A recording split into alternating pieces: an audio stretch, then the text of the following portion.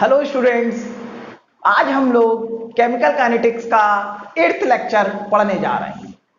आपने previous lecture में बहुत सारी चीजें पढ़ी, उन पे बेस्ड क्वेश्चन भी किए और ईच एंड एवरी टॉपिक को बहुत बेसिक कंसेप्ट से पढ़ा। जितने भी प्रीवियस लेक्चर्स में मैंने टॉपिक्स को पढ़ाया उसमें मैंने हर बात का ध्यान रखा। मैंने बोर्ड के क्वेश्चंस को भी कवर किया, मैंने नीट के क्वेश्चन को भी कवर किया, मैंने मेंस के क्वेश्चंस को भी कवर किया और मैंने कुछ प्रॉब्लम्स एडवांस की भी कवर कर, जिससे जो भी बच्चा इस लेक्चर को पढ़े उसे कहीं पर कोई भी प्रॉब्लम ना आए। अब अगर कोई भी बच्चा है वो बहुत बेसिक कंसेप्ट से पढ़ना चाहता है तो वो मेरे लेक्चर्स को जरूर फॉलो करे। आज देखिए आगे एक हम बड़ा इंपॉर्टेंट टॉपिक पढ़ने जा रहे हैं। इसी चैप्टर का लास्ट टॉपिक है। देखो क्या पढ़ने जा रहे हैं, ध्यान दो इधर। देखो टॉपिक का नाम है variation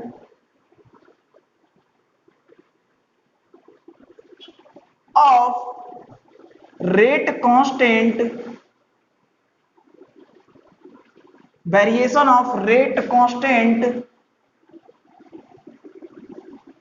with temperature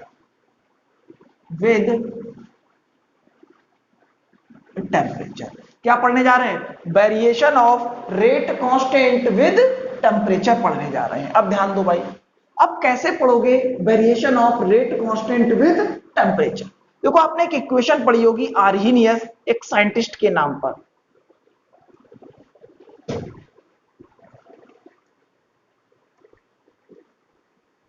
Arrhenius equation क्या बोलते हैं जिसको? Arrhenius equation. क्या है ये? K is equal to A E to the power minus E A upon R T. ये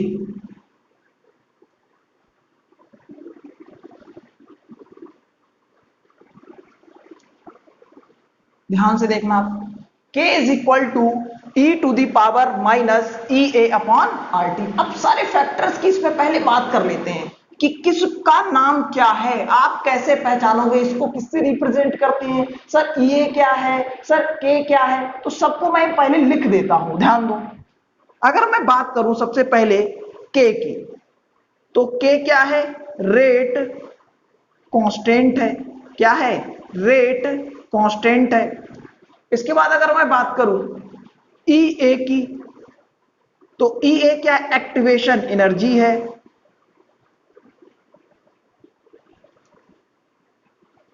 क्या है?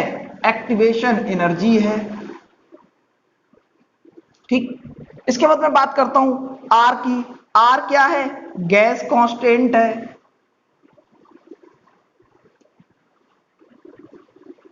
टी टेम्परेचर है। क्या है? टेम्परेचर। अब देखो यहां पर ए क्या है? ए, इसको बोलते हैं pre exponential factor. Pre exponential factor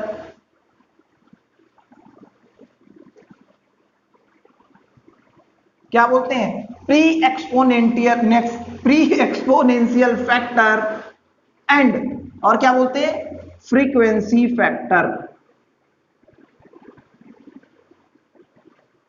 क्या बोलते हैं? फ्रीक्वेंसी फैक्टर, ये बोलते हैं। यहां तक आप अच्छे से नोट डाउन कर लीजिएगा, फिर मैं इसमें आगे चलता हूं। यहां तक आपने नोट कर लिया होगा, अच्छे से आप नोट कर लीजिएगा, सारे टर्म्स को आप लिख लीजिएगा, इससे जब आप क्वेश्चन करें तब आपको कोई भी प्रॉब्लम ना आए। अब देखो अगर ये सब आपने लिख लिया है तो मैं इसको रफ करता हूं, ध्यान दीजिएगा।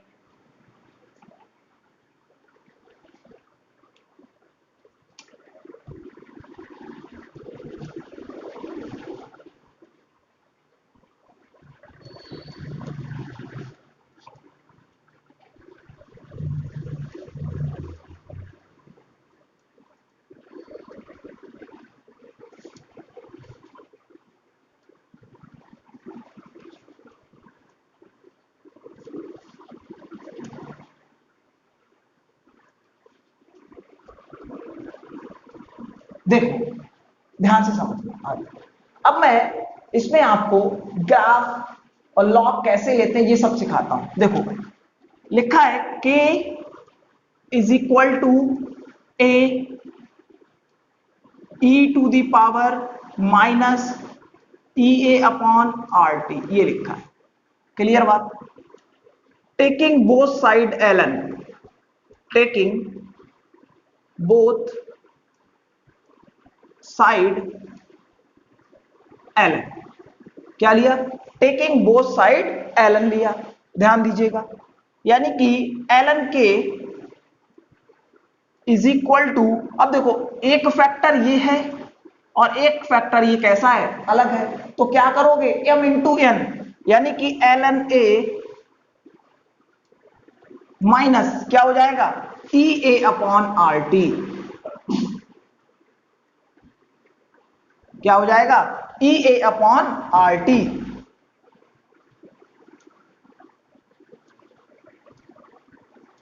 ई ए अपॉन आर टी। जब ln हटाते हैं, यहां पर देखो ln हटाते हैं तो क्या आता है 2.303 log k is equal to 2.303 log a is equal, sorry, log a minus E A upon R T, E A upon R T आ गया। 2.303 से क्या करो, डिवाइड कर दो। log k is equal to log a minus क्या आ जाएगा, log k is equal to log a minus E A upon 2.303 R T, ये आ गया एक्सप्रेशन आपका वाई आर्हीनियस इक्वेशन। ध्यान दो, अब हम एक ग्राफ प्लॉट करने जा रहे हैं। ध्यान से देखना, ग्राफ है log k versus 1 upon T का। ये नीचे अगर दिखाई ना दे रहा हो तो ये नीचे 1 अपॉन टी लिखा हुआ है। अगर ये नीचे दिखाई ना दे रहा हो तो क्या लिखा है, एक्स एक्सिस पर 1 अपॉन टी लिखा हुआ है। तो देखो भाई, ये हो गया y, ये हो गया mx और ये क्या हो गया c। स्लोप कैसा है, कैसा साइन लगा हुआ है, नेगेटिव साइन है। तो स्लोप देखो क्या हो गया, ई ए अपॉन 2.303 आर। अब स्लोप कैसा है, नेगेटिव। इंटरसेप्ट कितना है, log a का इंटरसेप्ट है। अब देखो ये ग्राफ जब इंटरसेप्ट आ गया तो जीरो से स्टार्ट नहीं होगा और ग्राफ कैसा होगा, नेगेटिव स्लोप का ग्राफ इस तरीके से जाएगा। यानी कि अब इसका स्लोप लिख देता हूं, स्लोप कितना होगा, slope is equal to E A upon 2.303 R. इसको मत भूलना, 2.303 आर, क्योंकि 1 अपॉन टी के रिस्पेक्ट में ग्राफ है। ठीक है, इतनी बात सभी को क्या आ गई, समझ में आ गई। कितनी बात आपको समझ में आ गई। अब देखिए आप आगे,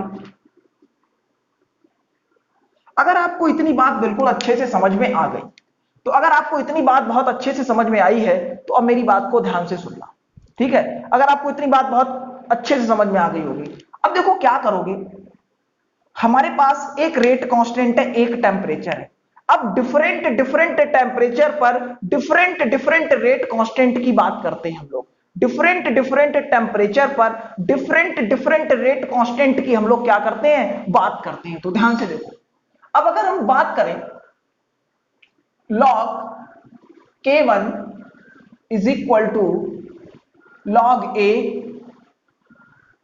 minus E A upon 2.303 R T1। ठीक, T1 टेम्परेचर पर रेट कांस्टेंट क्या है, K1 है। इक्वेशन नंबर 1 कह दिया इसको। इसके बाद देखो log K2, अगर रेट कांस्टेंट K2 है तो log A minus E A upon 2.303 R T2 ये होगा। यानी कि T2 टेम्परेचर पर रेट कांस्टेंट क्या था, K2 था। इसको मैंने इक्वेशन नंबर 2 कह दिया। क्लियर बात। अब इक्वेशन 2 को इक्वेशन 1 में से क्या कर दिया, माइनस कर दिया। इक्वेशन 2 माइनस इक्वेशन 1, क्या कर दिया, माइनस कर दिया। तो माइनस कर दिया तो ध्यान से देखो इधर क्या होगा, ध्यान से समझना, क्या दिखेगा, log k2 minus log k1 is equal to, इधर ध्यान दो, इधर ध्यान देना, यही गलती हो जाती है, माइनस, पूरा लिख देता हूं। अच्छा एक बात बताओ, log k2 में से k1 को माइनस किया तो log a कैंसिल आउट हो जाएंगे, बिल्कुल हो जाएंगे, लेकिन मैं फिर भी आपको ऊपर करके दिखा देता हूं, इससे आपको कंफ्यूजन ना हो। तो देखो भाई, log a minus EA upon 2.303 R T2, minus लगा दिया यहां पर, ब्रैकेट ऑफ log a अंदर माइनस EA अपॉन 2.303 R, इधर लिख दिया T1। दिखाई दे रहा होगा सबको अच्छे से, एकदम क्लियर। देखो यानी कि इसको मैं लिख सकता हूं log k2 by k1, log m minus n, तो log k2 upon k1 is equal to, देखो log a यहां पर है और जैसे इस ब्रैकेट को खोलोगे तो log a क्या हो जाएगा, कैंसिल आउट, तो यहां पर क्या आ गया, minus EA upon 2.303 R T2, और ये माइनस और अंदर माइनस क्या हो जाएगा, plus EA upon 2.303 R T1, ये आ गया। सिर्फ EA अपॉन 2.303 कॉमन ले लो, EA अपॉन 2.303 R क्या आ गया, कॉमन आ गया, और अंदर क्या बचा, 1 अपॉन T1 प्लस का और माइनस का 1 अपॉन T2, ये वाला माइनस, ये वाला माइनस 1 अपॉन T2, ब्रैकेट क्या कर दिया, क्लोज कर दिया, इधर आ गया। अब देखो log k2 upon k1 is equal to EA upon 2.303 R bracket of 1 upon T1 minus 1 upon T2, ये आ गया log, यानी कि आर्हीनियस इक्वेशन से हमने दो रेट कांस्टेंट और दो टेम्परेचर के बीच में क्या डेवलप कर दिया, एक रिलेशन डेवलप कर दिया। इतनी बात समझ में आई। और एक चीज ध्यान रखना, हमेशा मैं एक बात बच्चों को बोल देता हूं, क्या बोल देता हूं वो बात बच्चों को ध्यान रखना, क्योंकि बच्चे जब एक्टिवेशन एनर्जी के क्वेश्चन करते हैं तो गलतियां कर बैठते हैं। वो क्या गलतियां हैं, बच्चे जब दो टेम्परेचर देखते हैं तो वो कंफ्यूज हो जाते हैं, उन्हें पता ही नहीं चलता कि कौन सा टेम्परेचर बड़ा है और कौन सा टेम्परेचर छोटा है। तो मैं एक बात बता रहा हूं, T2 इज ऑलवेज बड़ा वाला टेम्परेचर। कोई भी एक्टिवेशन एनर्जी का क्वेश्चन पढ़ोगे तो जो टेम्परेचर बड़ा हो उसकी जगह पर आप क्या रख देना, T2 रख देना। दिया एक 400 एक 500, तो क्या समझे कि T2 इज द बड़ा वाला टेम्परेचर, यानी कि T2 जो होगा वो कितना हो जाएगा, 500 केल्विन। तो मैं यहां लिख देता हूं हिंदी में, आपको ज्यादा स्टार बना दिया मैंने कि T2 इज बड़ा वाला टेम्परेचर, बड़ा वाला टेम्परेचर। T2 कैसा टेम्परेचर है, बड़ा वाला टेम्परेचर है। कैसा टेम्परेचर है, बड़ा वाला टेम्परेचर है। इतनी बात क्या आ गई होगी सभी को, बिल्कुल क्लियर समझ में आ गई, क्लियर बात। अब एक बहुत इंपॉर्टेंट लाइन बताने जा रहा हूं, इसको पहले अच्छे से आप लोग नोट करिएगा। सभी ने नोट कर लिया होगा पूरा का पूरा, बहुत अच्छे से पूरा का पूरा डेरिवेशन देखो बोर्ड पे मैंने प्रूफ कर दिया। एक एक बात अच्छे से देख लो, आपको पूरी दिखाई दे रही होगी, आप ध्यान से देख लो पूरी बात। और देखो इसमें कहीं पर मुझे लगता है कोई भी कठिनाई आपको नहीं लगी होगी, चाहे इधर वाला पार्ट हो चाहे ये वाला पार्ट हो, आपको कहीं पर कोई भी बात समझने में दिक्कत नहीं आई होगी। अब देखो आप मेरी एक बात ध्यान से सुनो, अब मैं जो बात बताने जा रहा हूं उस बात को आप बहुत ध्यान से सुनना। इसको मैं रफ कर देता हूं।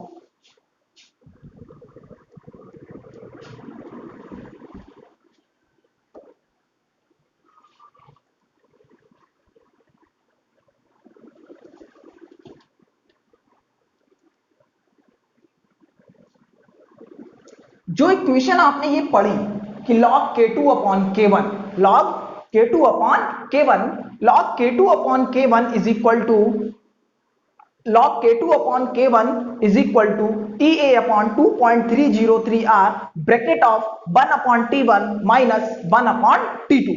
अब देखो यहां पर एक चीज ध्यान रखना कि जो log K2 अपॉन K1 है, log K2 अपॉन K1 है, इसकी वैल्यू ऑलवेज ग्रेटर देन कैसी होगी? 1 होगी। कैसी होगी? ग्रेटर देन ऑलवेज 1 होगी। अब इसकी वैल्यू अगर ऑलवेज ग्रेटर देन 1 है, इसकी वैल्यू अगर ऑलवेज ग्रेटर देन 1 है, तो ये इक्वेशन किसके लिए एप्लीकेबल नहीं है? देखो, this equation is not applicable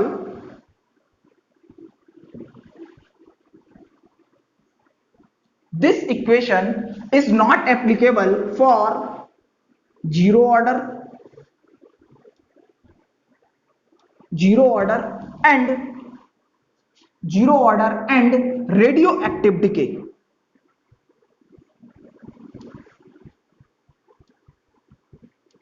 Radioactive decay means first order, क्योंकि इसकी वैल्यू ऑलवेज देखो क्या कह रहा है? ग्रेटर देन 1 होनी चाहिए। तो रेडियो एक्टिव डिके का मतलब क्या हो गया? फर्स्ट ऑर्डर, यानी कि जीरो ऑर्डर और रेडियो एक्टिव डिके का मतलब हो गया फर्स्ट ऑर्डर। ये बात इसके लिए एप्लीकेबल नहीं है, ध्यान से रखना, ठीक है? यहां तक आपको क्लियर बात समझ में आ गई होगी। अब आपने लिख लिया होगा इसको, मैं रफ कर देता हूं।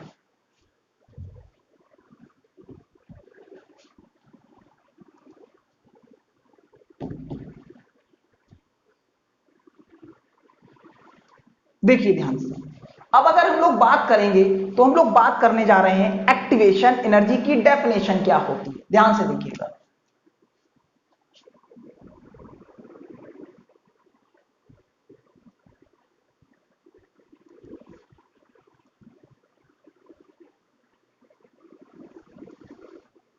देखिएगा बोर्ड में कई बार इस डेफिनेशन को पूछ लिया गया है, तो इसलिए आपके लिए डेफिनेशन क्या है? इंपॉर्टेंट है। तो क्या लिखोगे?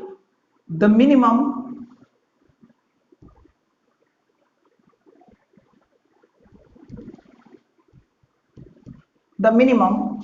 amount of energy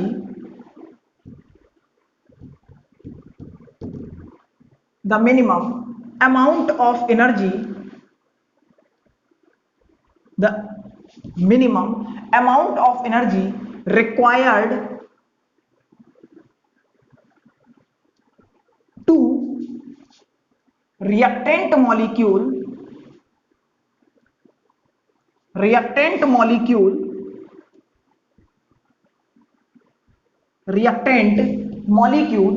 so that energy become equal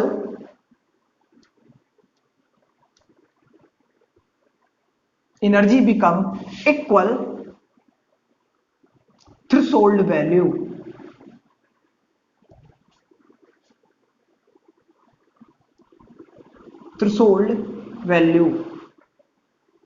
ये क्या हो गई? आपकी एक्टिवेशन एनर्जी हो गई। क्या हो गई? एक्टिवेशन एनर्जी हो गई। अब आपको चाहे रिएक्शन एक्सोथर्मिक हो चाहे एंडोथर्मिक हो, आपको सारी बातें पता है। अगर मैं energy versus reaction of propagation का ग्राफ प्लॉट करता हूं, मान लो वो ग्राफ कैसा है?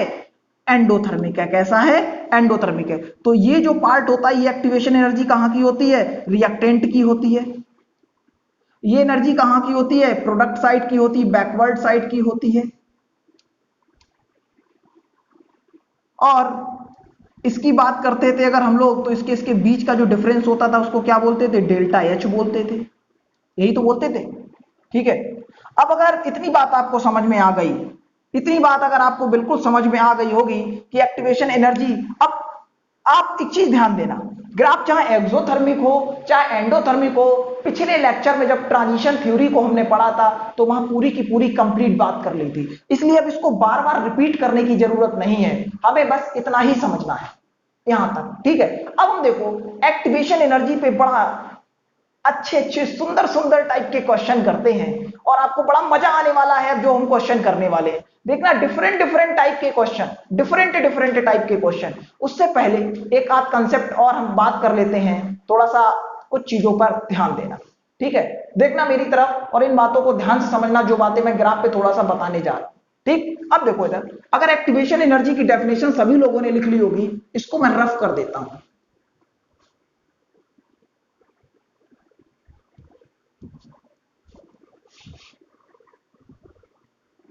देखो यहां ध्यान से, अब आपको एक चीज पता है, एक चीज ध्यान से समझना बिल्कुल, कि अगर एक्टिवेशन एनर्जी EA अगर इंक्रीज कर रही है, एक्टिवेशन एनर्जी EA अगर इंक्रीज कर रही है, देखो यहां मैंने रिपीट कर रहा हूं फिर से अपने वर्ड्स को, कि अगर एक्टिवेशन एनर्जी अगर क्या कर रही है, इंक्रीज कर रही है, तो रेट कांस्टेंट क्या करेगा, डिक्रीज करेगा। क्या करेगा, डिक्रीज करेगा। ये बात आप भाई याद रख लेना थोड़ा सा। देखो कैसे, क्यों बोल रहा हूं, ये बात आप याद रखना। जैसे मान लो कंसेप्चुअल कुछ बातें हो रही हैं, चैप्टर का एंड में कुछ कंसेप्ट है, यानी कि जो एक्टिवेशन एनर्जी का मेन पार्ट था वो खत्म हो गया। अब थ्योरेटिकल जो छोटे छोटे आपके पेपर में जो क्वेश्चन बन जाते हैं उन पे बात कर ली जाए। देखो क्या होता है, जैसे energy versus reaction of propagation का ग्राफ है। किसका ग्राफ है, energy versus reaction of propagation का ग्राफ है। अगर energy versus reaction of propagation का ग्राफ है तो देखो मान लो वो ग्राफ कुछ इस तरीके से जा रहा है, ठीक है। अगर यहीं पर ये जो लाइन मैं खींच रहा हूं इसको बोलते हैं पोटेंशियल बैरियर, PB, इसको बोलते हैं पोटेंशियल बैरियर। अगर इस पोटेंशियल बैरियर पर अगर आप कैटलिस्ट ले आए, क्या लेकर आ गए, कैटलिस्ट ले आए, अगर यहां पर आप कैटलिस्ट लेकर आ गए, ठीक है, क्या हो गया, अगर आप यहां पर क्या लेकर आ गए, कैटलिस्ट लेकर आ गए, अगर यहां पर आपने कैटलिस्ट डाल दिया, ठीक है, अगर यहां पर आपने कैटलिस्ट डाल दिया तो देखो क्या होगा, जैसे ही अगर आप इस पर कैटलिस्ट डालोगे तो ये पोटेंशियल बैरियर खटाक से नीचे आ जाएगा, तुरंत एकदम नीचे आएगा और एक्टिवेशन एनर्जी को क्या कर देगा, कम कर देगा। जैसे ही आपने इस पर कैटलिस्ट डाला तो, लेकिन वो कैसा कैटलिस्ट है, पॉजिटिव कैटलिस्ट है। कैसा कैटलिस्ट है, बच्चे क्वेश्चन पूछते हैं हमसे कि सर अगर पॉजिटिव, हमने कहा हम अगर ये बोलते हैं कि सिर्फ कैटलिस्ट है तो बच्चों के दिमाग में तुरंत आता है, बच्चे हमसे पूछते हैं कि सर एक बात बताइए, हम कहते पूछो भाई, कहते सर अगर कैटलिस्ट पॉजिटिव हुआ तो क्या होगा, निगेटिव हुआ तो क्या होगा, हम कहते बात तो बेटा आपकी बिल्कुल ठीक है। तो जैसे ही पॉजिटिव कैटलिस्ट आएगा पोटेंशियल बैरियर खटाक से नीचे आ जाता है, और जैसे निगेटिव कैटलिस्ट होता है तो पोटेंशियल बैरियर ऊपर चला जाता है। यानी कि पॉजिटिव अगर कैटलिस्ट है तो एक्टिवेशन एनर्जी कम हो जाती है, और निगेटिव कैटलिस्ट है तो एक्टिवेशन एनर्जी क्या होती है, बढ़ जाती है। बात समझ में आई कि नहीं मेरी, इतनी एकदम बात क्लियर हुई, ठीक। अब अगर आपको इतनी बात बिल्कुल क्लियर हो गई तो देखो आप आगे, अब मैं अगर आपसे आगे बात करूं, इसको मैं रफ कर देता हूं, आगे कुछ क्वेश्चंस हैं, कुछ ग्राफ हैं, उसकी मैं बात करता हूं।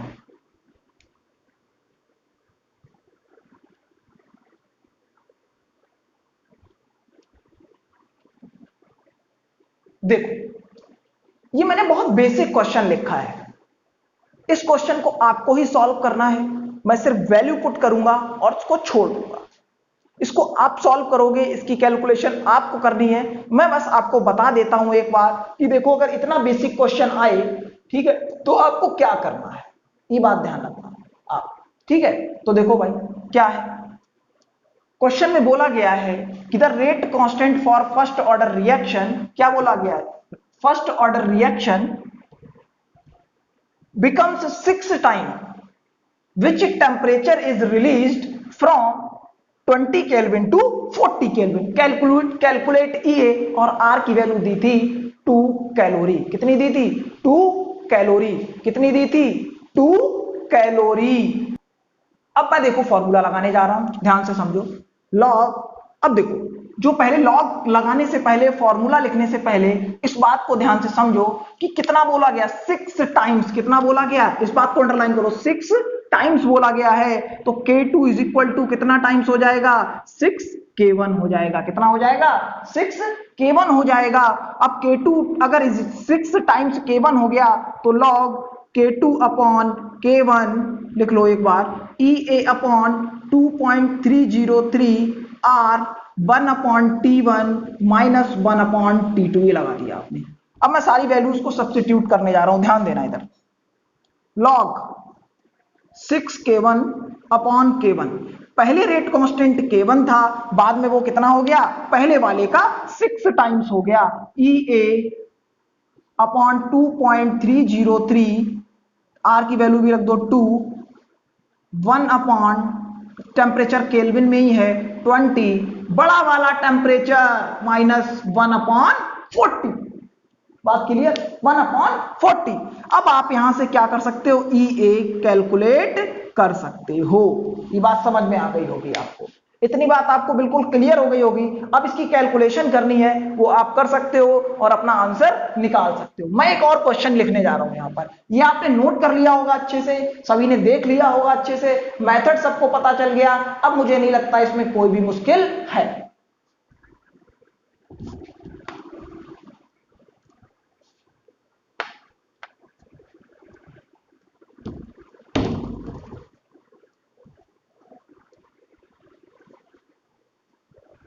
देखिएगा, ध्यान से समझिएगा, क्वेश्चन देखिएगा, बड़ा अच्छा क्वेश्चन है। पहले आईआईटी ने पूछा, अब हो सकता है बड़ा इंपॉर्टेंट क्वेश्चन है, मेंस में रिपीट हो जाए या नीट के पेपर में रिपीट हो जाए। क्वेश्चन बड़ा आसान है, देखो क्या दिया था, log k is equal to 6 minus 2000 upon T, ये लिखा था और पूछा था, बोला calculate EA, calculate EA and A, ये कैलकुलेट करना था। कुछ बच्चे सोचे अरे सर इतना कठिन क्वेश्चन, ये हम कैसे करेंगे, ये तो बहुत आसान क्वेश्चन है। देखो बस गलती एक नहीं होने देना, कुछ बच्चों ने इसको देखा एकदम से, अरे ये तो बहुत आसान है, ध्यान नहीं दिया कि यहां पर एक्सप्रेशन क्या लिखा है और कंपैरिजन किस इक्वेशन से करना है, किसी ने ध्यान नहीं दिया। आधी जनता क्वेश्चन गलत करके चली आई, आधी जनता, सच बता रहा हूं आपको। आप देखिएगा ध्यान से, log k is equal to, log k is equal to log a minus log k minus EA upon 2.303 R T, ये लिख दिया। देखो भाई EA अपॉन 2.303 आर टी। अब देखो सबसे पहले क्या पूछा गया आपसे, ए पूछा गया, यानी जब log a लग गया तो log में बेस कितना है, सब जगह 10 है। ये बात बहुत बेसिक है जो आप 8th क्लास से पढ़ के चले आ रहे हो, अगर आप भूल गए हो तो कृपया करके एक बार 8th क्लास की बुक फिर से पढ़ लो log की, ठीक, बात क्लियर। तो देखो क्या है, अब इसको इससे कंपेयर करो इस इक्वेशन से, तो log a is equal to कितना है, देखो log a is equal to कितना है 6, यानी कि log a is equal to है 6, तो यहां बेस कितना है 10, तो a इज इक्वल टू कितना आ गया 10 टू दी पावर 6, ये आंसर था। ऑप्शन में पहला आंसर ये रखा हुआ था। अब दूसरी बात देखो, यहां देखो कितना है 1 अपॉन टी है, सिर्फ कितना है 1 अपॉन टी, और यहां पर भी कितना है 1 अपॉन टी, तो किससे कंपेयर करोगे, EA। अब देखो माइनस यहां पर भी माइनस ऊपर भी है, तो माइनस लेने की जरूरत नहीं है, 2.303 R is equal to 2000, clear. तो कितना आ जाएगा EA, ऑप्शन में सिंपल इसी तरीके इसी फॉर्म में रखा हुआ था कि 2000 इंटू 2.303 R। अब मान लो यही क्वेश्चन अगर पूछा जाए, R की वैल्यू दे दे 2 दे दे 8.314 दे दे 0.0821 दे दे, अकॉर्डिंग टू यूनिट वो उसके ऊपर डिपेंड करता है कि वो R की वैल्यू कैसी देता है। तो क्या हो सकता है कि आप जो है इसकी वैल्यू को क्या कर सकते हो, कैलकुलेट कर सकते हो। इतनी बात समझ में आ गई आपको, इतनी बात समझ में आ गई होगी कि कैसे क्वेश्चंस को अटेम्प्ट करना है, कैसे क्वेश्चन को करना है। इतना क्वेश्चन आपको बहुत आसान क्वेश्चन था, बच्चे छोटी सी गलती कर गए, उन्होंने एलन को समझ बैठे 2.303 से कंपेयर नहीं किया, इसको छोड़ दिया और ऑप्शन वहां पर यह भी रखा हुआ था और तुरंत क्या कर दिया, टिक कर दिया। ठीक है, यहां तक सभी को क्वेश्चन समझ में आ गया होगा। अब देखो अगला क्वेश्चन बड़ा इंपॉर्टेंट क्वेश्चन है, ध्यान दीजिएगा। क्या है क्वेश्चन, आपके सामने एक ग्राफ बना हुआ है, energy versus reaction of propagation, energy versus reaction of propagation. अब energy versus reaction of propagation का ग्राफ है,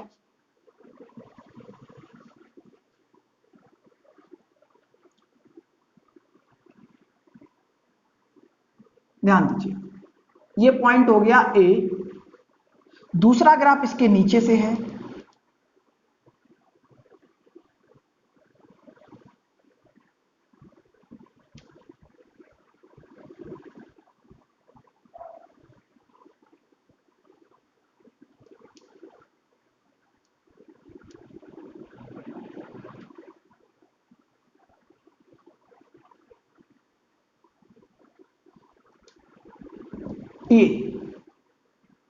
ये ग्राफ, ये पॉइंट हो गया बी, दिखाई दे रहा होगा आपको, तीसरा ग्राफ और इसके नीचे से है,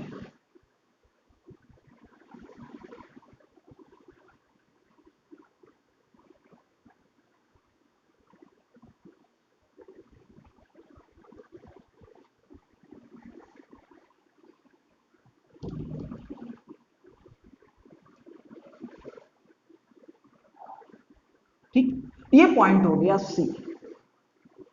ध्यान दो, बड़ा अच्छा क्वेश्चन था जब पेपर में आया, बच्चे बोले सर इतना बड़ा ग्राफ दे दिया, बताइए नीट में ऐसे क्वेश्चन पूछने की क्या जरूरत थी, सर एम्स में ऐसे क्वेश्चन पूछने की क्या जरूरत थी, बताइए सर।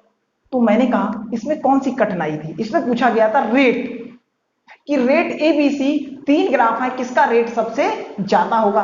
तो एक चीज बताओ, आप इतना तो जानते हो, सभी लोग जानते हैं कि देखो ए पॉइंट पर एनर्जी सबसे ज्यादा है, उससे कम किस पर है, बी पॉइंट पर है, उससे कम किस पर है, सी पॉइंट पर है। तो जहां पर एनर्जी ज्यादा होगी, जहां पर एनर्जी मैक्सिमम होगी, वहां पर रेट भी क्या होगा, कम होगा। रेट क्या होगा, कम होगा। ये बात याद रखना, 2 फैक्टर, जहां पर एनर्जी ज्यादा होगी वहां पर रेट क्या होगा, कम होगा।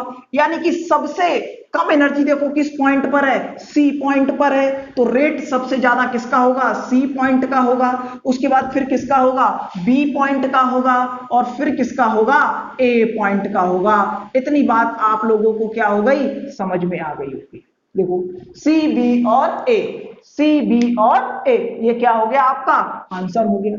अब देखो मैं अगला क्वेश्चन आपको और बताने जा रहा हूं, ध्यान से देखिएगा, इस पे आपने लिख लिया होगा, मैं इसको रफ कर देता हूं। अब देखो अगला क्वेश्चन बड़ा अच्छा क्वेश्चन है। अब मैं अगला क्वेश्चन जिसकी मैं बात करने जा रहा हूं, वो क्वेश्चन आप देखिएगा, वो क्वेश्चन आप देखिएगा। अब देखिएगा, डस्टर गायब हो गया।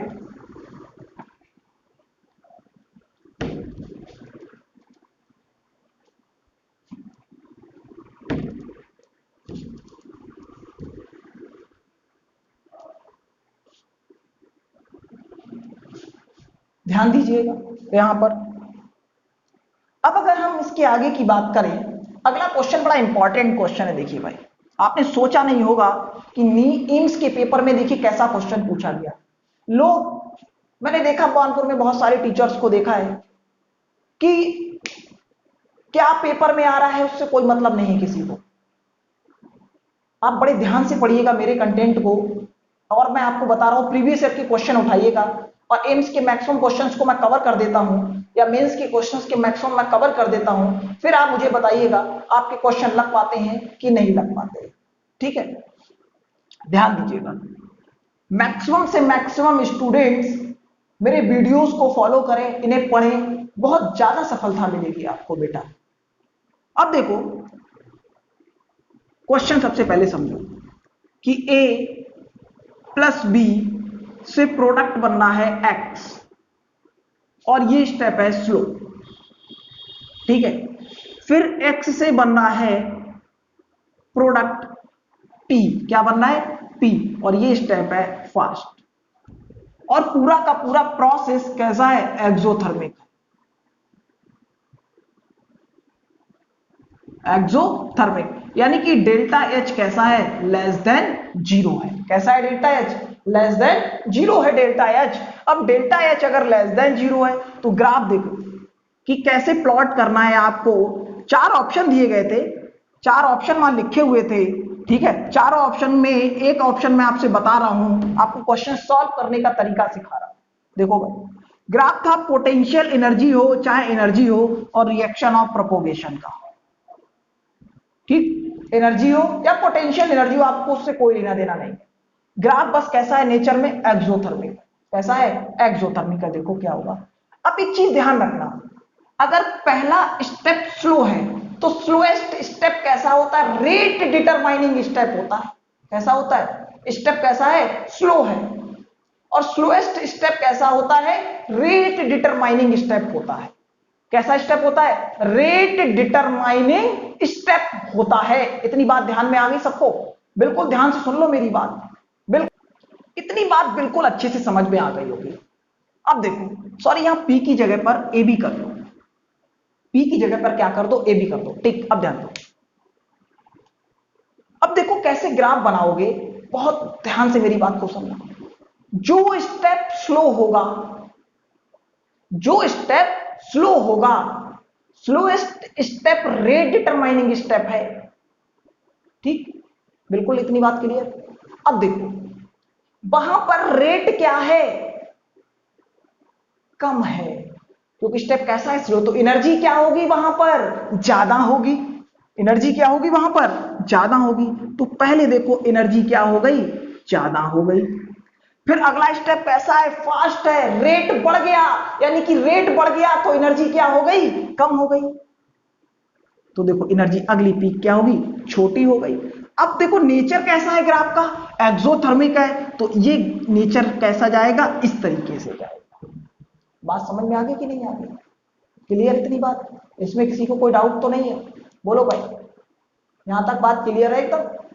तो देखो ये क्या हो गया, a प्लस बी हो गया, ये यहां पर क्या बना, x बना, और यहां पर प्रोडक्ट क्या बन गया, ए बी बन गया। ये ग्राफ मुझे लगता है, सर ये तो एक्सोथर्मिक के रिस्पेक्ट में आपने बात कर दी, सर एंडो के रिस्पेक्ट में तो बताइएगा क्या होगा। देखो एंडो के रिस्पेक्ट में इसको रफ कर देता हूं,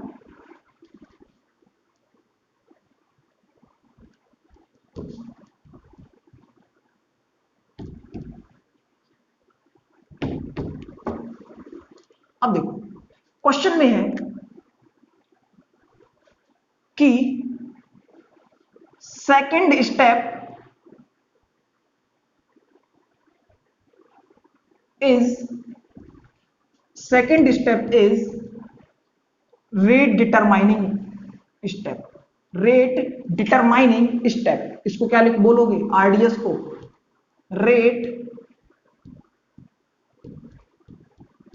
डिटरमाइनिंग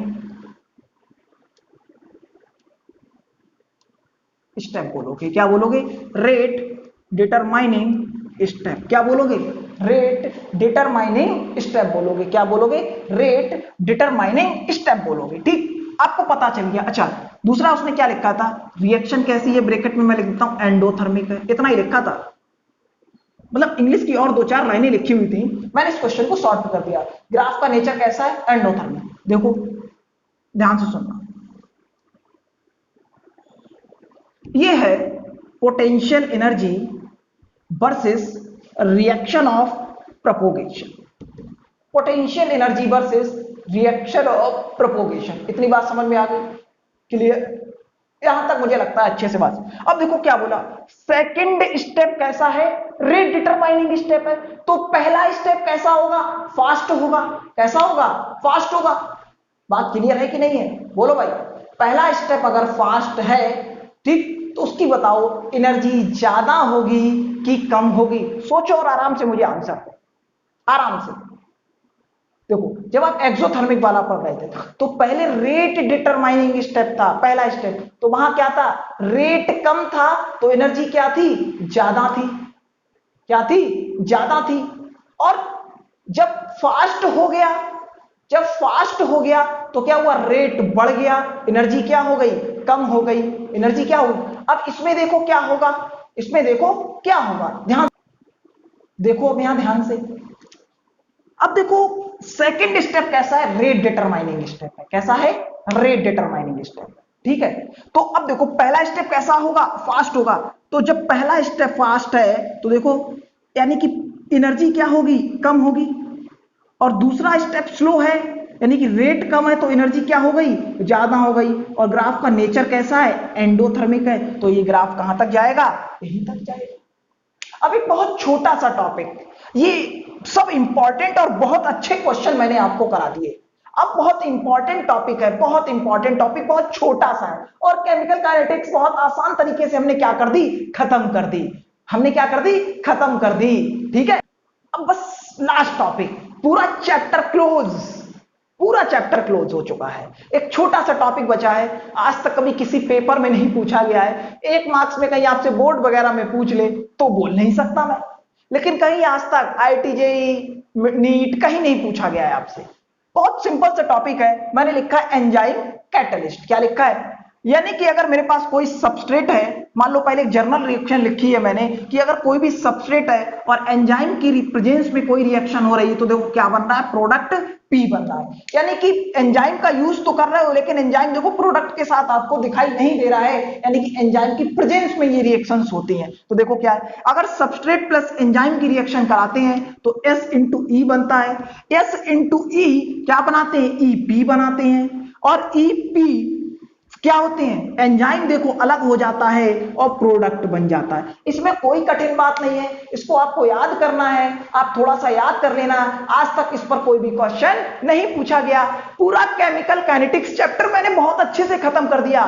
सारे के सारे लेक्चर आप देखिएगा, आप जितने भी स्टूडेंट्स हैं इन लेक्चर्स को देखकर इनको लाइक करिएगा, इनको सब्सक्राइब करिएगा। और जो ऐसे बच्चे हैं जिन तक जो कमजोर हैं पढ़ने में, या जो जिनका बेसिक थोड़ा सा कमजोर है, उनको ये लेक्चर जरूर फॉरवर्ड करिएगा। ये मेरी हर बच्चे से, हर स्टूडेंट से मेरी रिक्वेस्ट है।